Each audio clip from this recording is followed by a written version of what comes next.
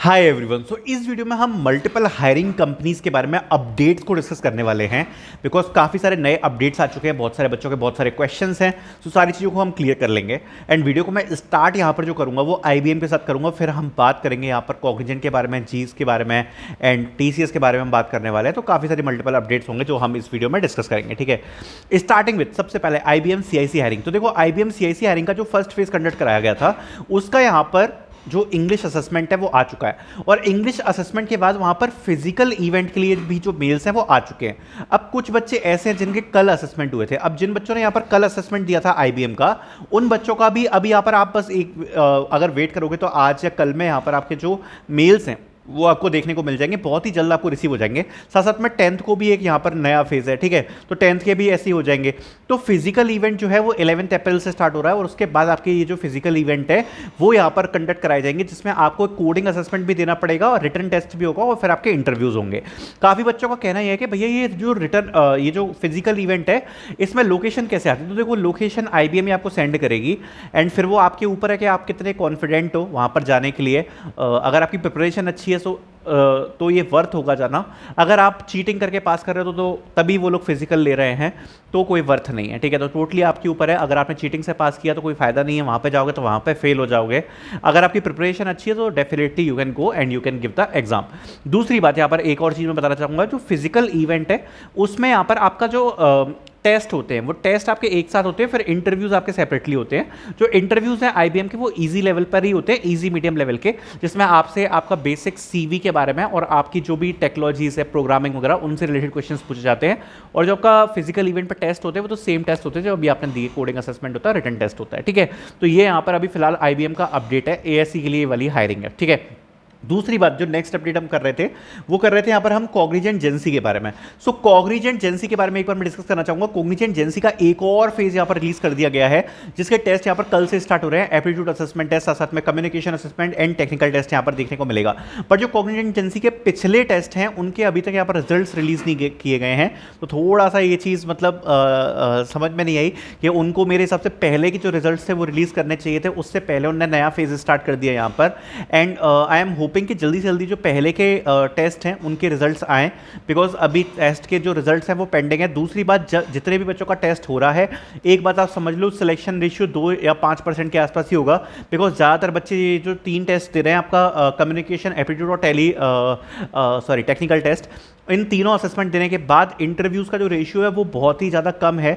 बहुत ही कम बच्चों को जो इंटरव्यूज़ हैं वो रिसीव हो रहे हैं, ज़्यादातर बच्चों को तो कोई रिवर्ट नहीं आ रहा है। एंड इंटरव्यूज़ का जो परसेंटेज है वो बहुत कम है। तो अगर आपको इंटरव्यू आ रहा है that is a great thing, मतलब आपने कुछ ना कुछ तो जरूर अच्छा किया है जो आपको इंटरव्यू आ रहा है, ये बात मैं आपको कह सकता हूँ। बाकी और कोई खास अपडेट आया नहीं है उसके अलावा। अब बात करते हैं, यहाँ पर आगे बढ़ते हैं, बात करते हैं TCS रिजल्ट्स के बारे में। तो TCS की तरफ से एक इंपॉर्टेंट अपडेट है। TCS का एग्जाम जिन लोगों ने मिस कर दिया था NQT का, सो उन बच्चों को यहाँ पर TCS की तरफ से दोबारा से मेल आ गए हैं TCS का एग्जाम अटेंड करने के लिए। एंड यहाँ पर जो TCS का नया फेज है उसमें वो लोग पार्टिसिपेट कर सकते हैं। उनका अगर किसी भी प्रकार से NQT का जो एग्जाम था वो नहीं अटेंड कर पाए थे, अब वो लोगों के लिए दोबारा से TCS ने मेल भेज दिए हैं। बाकी अगर रिजल्ट्स के बारे में बात करें, थोड़ा सा रिजल्ट यहाँ पर अब थोड़ा लेट आएगा। एंड यहाँ पर ये है कि देखो एक प्रोडिक्शन ऐसी है कि अब आप मान के चलो 20 अप्रैल के आसपास, 20 अप्रैल के आसपास जो रिजल्ट्स हैं उसके आसपास डेट पर आ सकता है, ठीक है। एंड आप ये होप कर सकते हो कि 20 से लेके जो अप्रैल का अपन का लास्ट वीक है, यहाँ तक डेफिनेटली जो रिजल्ट्स हैं वो आने स्टार्ट हो जाएंगे। बहुत सारे फैक्टर पर रिजल्ट्स डिपेंड करते हैं, सो उसके बारे में अपन बात करेंगे, ठीक है। लेकिन देखो आपको एक ही चीज़ बताऊंगा, अगर किसी भी तरीके से आप TCS के लिए प्रिपेयर कर रहे हो तो आपको इंटरव्यू नोट्स की लिंक डिस्क्रिप्शन में मिल जाएगी। क्योंकि देखो जब रिजल्ट आता है ना TCS का, जैसे मान लो आपको इंटरव्यू आ गया, तो इंटरव्यू आने के बाद आप ये मान लेना कि आपके पास ज़्यादा टाइम नहीं होगा, 2-3 दिन में आपको इंटरव्यू देना पड़ेगा। तो आपको प्रिपरेशन अभी से करनी पड़ेगी, क्योंकि 2-3 दिन में तो आप क्या ही कर लोगे। तो अगर आपका टेस्ट ठीक ठाक गया है, आपको उम्मीद है कि आपको एटलीस्ट निंजा तो आ ही सकता है, तो आप अपनी इंटरव्यू की प्रिपरेशन स्टार्ट कर देना। बिकॉज अगर ये अपॉर्चुनिटी आपकी मिस हो गई, उसके बाद इतनी बड़ी हायरिंग दोबारा फ्यूचर में नहीं आती है, ठीक है। और इस बार तो एक्सेंचर की भी हायरिंग डिले हो रही है, सो कुछ ज़्यादा भरोसा नहीं है। इसको आप एक बहुत बड़ा अपॉर्चुनिटी मान के समझना। तो लिंक आपको मिल जाएगी डिस्क्रिप्शन में इंटरव्यू नोट्स की, जिसमें सब कुछ कवर है, सब कुछ, हर सब्जेक्ट कवर है। आपको केवल नोट्स पढ़ने हैं, आपको सारा मटेरियल प्रिपेयर मिल जाएगा, ठीक है। देन आगे बढ़ते हैं, we will talk about GS। तो जीएस का जो आज टेस्ट हुआ है, एप्टीट्यूड उसमें पूछा गया। एप्टीट्यूड के साथ अपन का जैसे मैंने बताया था सब्जेक्टिव टेस्ट था वो पूछा गया है। अब काफ़ी बच्चे पूछ रहे हैं नेक्स्ट राउंड क्या है। तो देखो जितना ऑनलाइन डला हुआ है। जो बच्चे इसमें शॉर्टलिस्ट होंगे उसको यहाँ पर टेक्निकल टेस्ट आने वाला है। अभी जो टेक्निकल टेस्ट होगा ये एप्टीट्यूड के बाद का राउंड है, और टेक्निकल के बाद देन इंटरव्यू प्रोसेस जो होती है वो स्टार्ट होती है। और जो टेक्निकल टेस्ट है वो जब आएगा तो उसके बारे में हम वीडियो बना देंगे रिसर्च करके कि उसमें क्या क्या आता है। बट अब आपने टेस्ट दे दिया तो टेस्ट देने के बाद आप ये मान के चलना नेक्स्ट राउंड शायद टेक्निकल टेस्ट ही होगा, जो कि 2023 से प्रोसेस में चला आ रहा है। अगर इस बार उन्होंने कुछ अपडेट किया होगा तो मैं आपको वैसा बता दूंगा प्रोसेस में, ठीक है। तो ये आपका हो चुका है। अब बात करते हैं अमेजोन के बारे में। अमेजोन की तरफ से बहुत बड़ी हायरिंग स्टार्ट हुई है SD1 के लिए, और SD1 के लिए यहाँ पर बहुत सारे बच्चों को मेल्स वगैरह जा रहे हैं। सो SD1 के लिए तो मैं यही बात अभी बोलूँगा कि यहाँ पर अभी जितने भी बच्चे हैं, ठीक है, जितने भी बच्चे हैं जो SD1 की प्रोसेस में या तो हैं, तो आपका जो स्कोर है वो 6 मंथ्स तक वैलिड रहता है, तो आपको दोबारा से अप्लाई करने से कोई फ़ायदा है नहीं। दूसरी बात, अमेजोन का टेस्ट देने के बाद इंटरव्यूज़ बहुत ज़्यादा दिनों बाद आते हैं। तो एक बार आपने अप्लाई कर दिया उसके बाद आपको कुछ नहीं करना, वेट करना। हो सकता है 1 महीने 2 महीने 3 महीने बाद आपका रिजल्ट आए।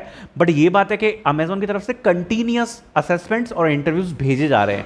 लेकिन आपको पता है अमेजोन प्रोडक्ट बेस्ड कंपनी है, बहुत कम बच्चों को रिक्रूट करती है, तो उस हिसाब से प्रोसेस काफ़ी डिफिकल्ट है टेस्ट में भी शॉर्टलिस्ट होने की। तो ऑल द बेस्ट ही बोल सकता हूँ। बाकी नई हायरिंग जो आई थी SD1 वाली कल पोस्ट करी थी मैंने, आई होप आपने देखी होगी। एंड यहाँ पर हमारे सारे अपडेट्स खत्म होते हैं। Thank you so much for watching this video.